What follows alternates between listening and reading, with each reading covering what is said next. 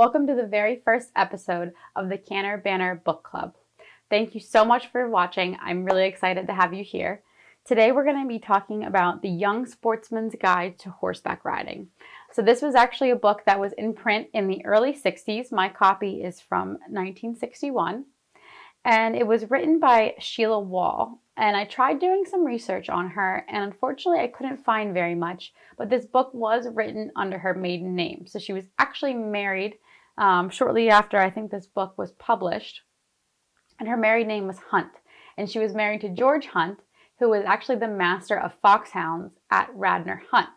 So if you know anything, if you've been watching the podcast or listening to the podcast or reading the blog, you'll know that Miranda and I live here in Chester County. And Radnor is really not that far from us, which is pretty cool to have a local tie from the author of this book.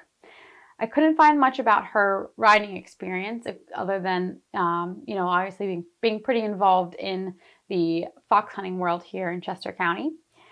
She also did write another book called Invitation to Riding, which I'm really excited to give that one a review as well. So that's on my next reading list, so maybe you'll see that in a future episode.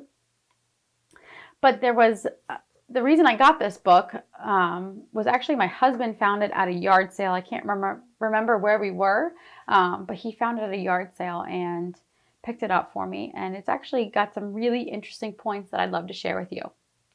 So the beginning of the book is going over a lot more sort of the basics of riding.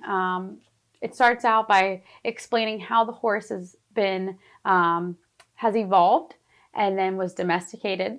But the cool fact that I didn't know that was in the first part of this book is that the term horse actually came from the Icelandic word for run, which is a fact I didn't know before, and I doubt you did either. So that's definitely cool.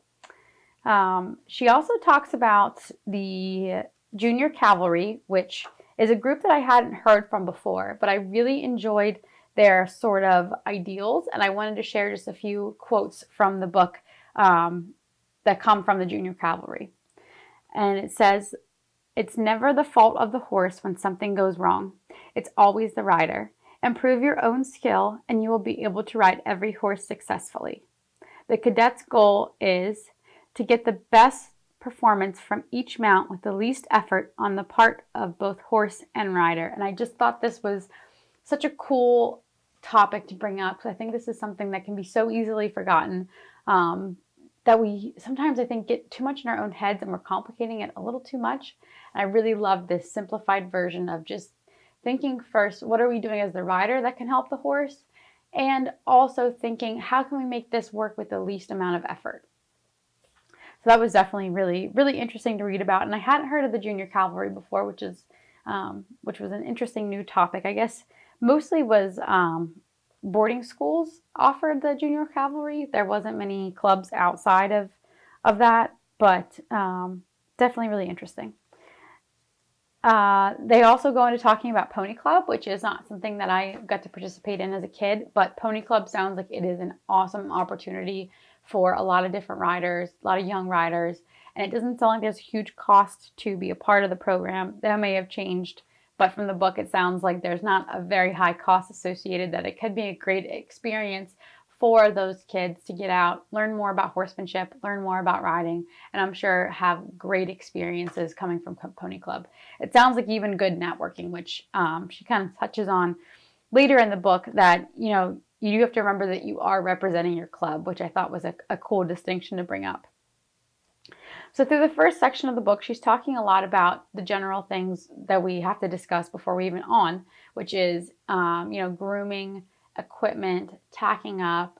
And before she even gets to riding, she has a great section on mounting and dismounting.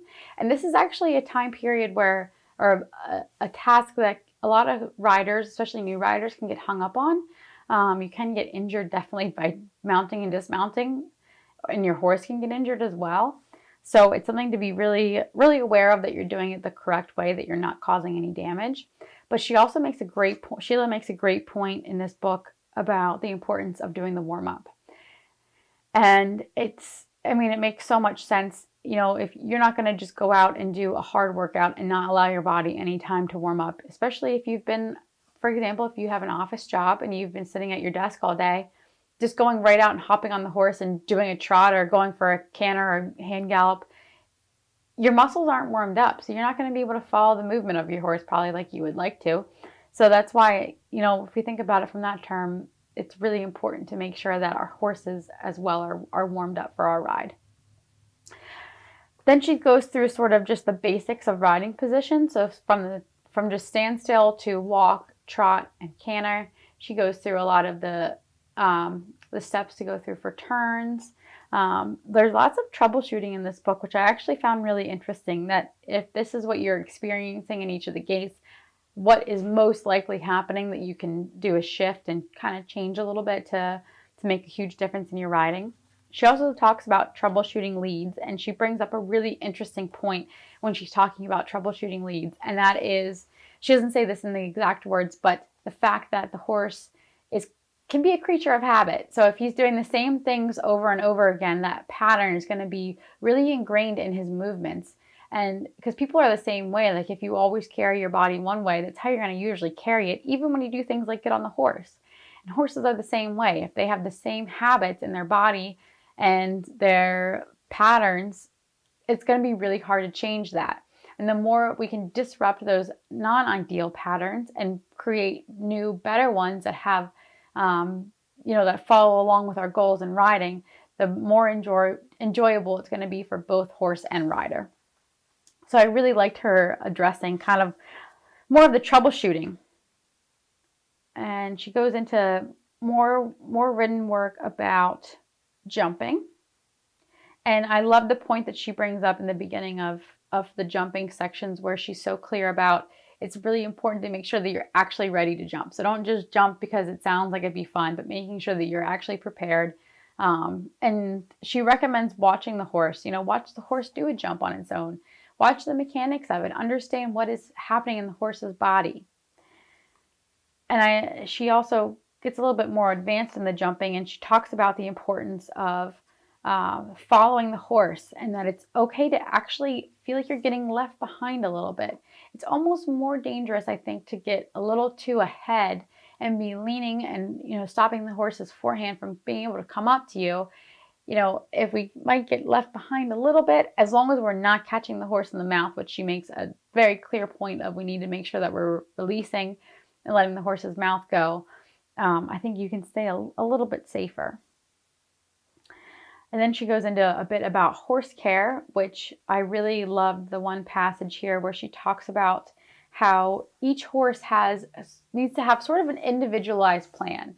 So depending on what your horse's preference is, what your horse's breed is even, some of the thoroughbreds have really thin skin. That's just how they've been bred.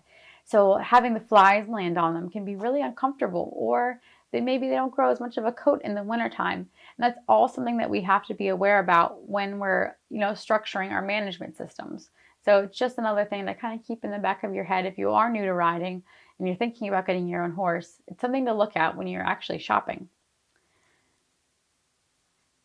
And then she goes a bit more into how you can, the importance of good sportsmanship, not just horsemanship, good sportsmanship.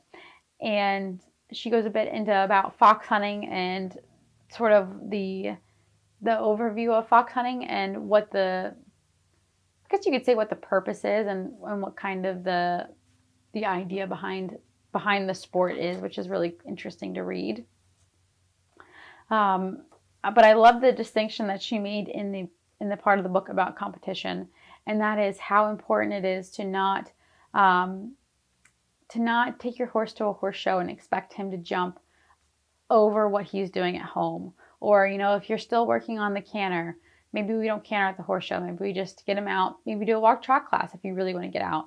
But pushing them beyond the point of what they're schooling at home at the horse show is probably going to make a bad experience, not only for you, but for your horse too. And we want to make it as fun for everybody as possible. She also discusses a bit about attire and how it's important to make sure that you're wearing not only safe clothes, but clothes that aren't going to be hindering your riding, something that's going to bunch and bulk or cause sores for you or your horse, which is, again, important to have the right gear. And it's not always important the price of the gear. You can even find usually really nice used things. It's more about the safety and comfort for the rider and the horse. And I loved how she closed out the book by saying, "Are you willing to learn? Then welcome horsemen." Because in this sport, it is so important that we keep learning. And that's one reason why we wanted to start doing the book club here on YouTube, is because we need to always be learning. There's never a point as a rider where you should ever be done learning. And if you feel like you are, then you probably need to sit back and reevaluate, because we truly are never done learning. And there's, even if it's, if it's something we don't even 100% agree with, it's okay to branch out and have an open mind and try to learn more about different kind of learning techniques or different disciplines or different riding styles. And I really enjoy reading these books that are from, several years ago, because I think there's so much value in the way that things have always been done. There's a reason why things are the way they are, and it's because it worked for years. So I think there's a lot of value in going back and reading these types of books that come from 60s, 50s, 60s. It's a great time period of book to try to focus on. I think that this book could definitely be a great resource for any new rider, anyone who's even thinking about riding, or if maybe you're just starting to ride and you're feeling a little frustrated or unsure of things. Maybe your lesson program doesn't really go over a lot of the things that you are interested in horse care wise. Again, some of this stuff's a little outdated, but most of it is really good overview of the importance of horsemanship. And that's one of my favorite overall themes that she discusses and maintains throughout this book, is the importance of horsemanship. And that's something that we actually talk about on the podcast. So we've had a podcast episode in the past, and we also discuss it on a pretty regular basis, how important it is to have great horsemanship, because that is the basis of the relationship with your horse. And when the relationship and the horsemanship are better, then the whole thing gets easier and riding becomes a lot more fun. So we'd love to have you check out the podcast. If you go to canterbanterpodcast.com, you'll find all of the episodes there, as well as a weekly blog. We talk about all things horses, so horse care, riding, life advice for other adult amateur equestrians. And we also discuss current events in the equine industry. So we'd love to have you join us on the podcast, and we'll see you in the next episode of the book club.